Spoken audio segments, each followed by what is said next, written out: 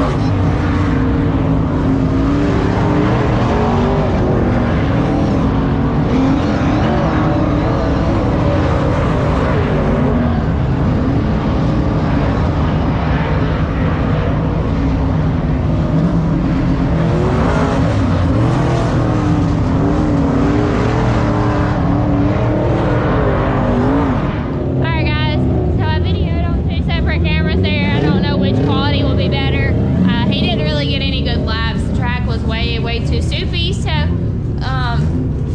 but we did find a really loud whine, and I looked at Brandon and I said, "Do you hear that whine?" And he didn't really hear it. So we got back in and we started working on it. What, baby? Okay, just a minute.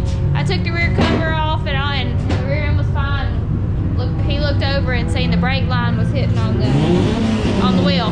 So that's obviously what it was. So they just forgot to put it back up. So yeah, that's what we found. Small issue. They got it fixed, and we'll go out, I guess, in a little bit to practice again. The track is just really wet. And 3 and 4, 1 and 2 is blowing dust. Or no, sorry, 1 and 2 is really wet. 3 and 4 is blowing dust. So it's just kind of hard to see what's going on. But we'll go out and just.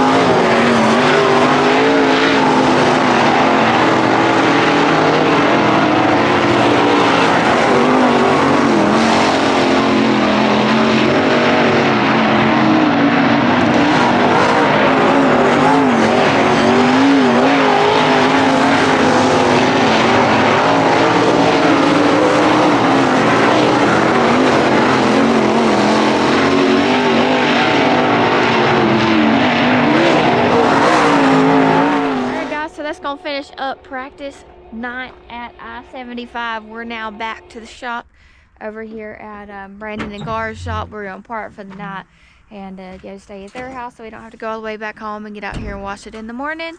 But we appreciate you guys watching. Hope you liked the video. I tried to produce good quality as far as getting the fence out of the way, and hope all that turned out good. Alright, hey guys, it is Friday. Practice yesterday at I75. The guys are getting the race car unloaded. We're gonna wash it here and get it all cleaned back up, Brad and Brandon, so that they both can collectively do it. And then we're gonna take this thing back home with us to Alabama and work on it some more. See if we can get it a little bit better. It was so much better. Let me hang this right here. Hang on, guys. All right, it was so much better yesterday, he said, than it was at the Ice Bowl. Hang on. All right, sorry guys, I had to help them pull it. There is a little bit of a hill there, so they needed just a little bit extra help there. But anyway, we've got it over here, getting ready to wash it. You know, getting tires off of it. We got it on the lift. Max, you stay inside, baby. Stay right there. Stay out of the rain. But yeah, working on getting this thing washed. Alright, so they're getting tires washed now. They're using the hot seat here. That's why you see all the steam. Definitely cleans a whole lot better than a regular pressure washer. So there's that, and this is what we're looking like on the race car. Race car is clean.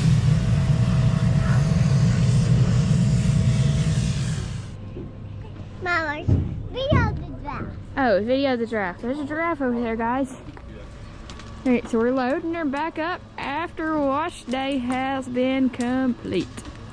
So now we'll get her back to the shop and get to work on her and see what is next for the 60 car here. Thanks to all of our partners: Speed Performance Parts, Berry Apparel Co., Hammers Grading, KT Heating and Air, Fatdaddys Crew out of Lafayette, Indiana, Allsouth Signs and Graphics, BB Designs, Vinson Race Engine, Penske Racing Shocks, Gorsuch Performance, and Brinn Transmission. Thanks to all of those guys that make all of this possible.